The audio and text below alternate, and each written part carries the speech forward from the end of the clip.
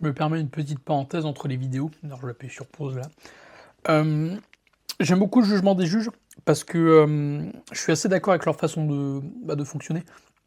Là, d'instinct, je dirais que pour l'instant, les premiers runs que j'ai vus, il y a quand même une vraie volonté de mettre en avant les athlètes qui sont d'une part polyvalents et qui vont vraiment faire les choses proprement et c'est ce qu'on attend d'un niveau, mondial comme ça. On va chercher, oui, du volume, mais on veut pas d'ego lift, quoi. On veut pas de no reps, on veut du hold qui tient, on veut de la forme qui est belle et qui montre une maîtrise, quoi. Et pour l'instant, c'est vraiment ce que ça a montré jusqu'au début parce que, notamment la run entre Bettino et Edu, je crois, là, on a très clairement vu, que, bah, en fait non, c'était pas Edu, c'est un autre et Dominique, je crois.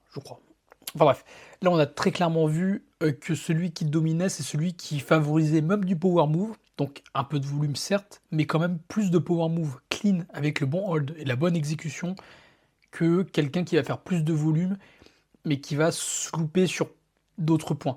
Mais après, attention, parce que non, c'était Yacine, je crois. Parce que Yacine avait bien envoyé aussi, mais il avait un gros point faible front, je crois, par rapport à l'autre.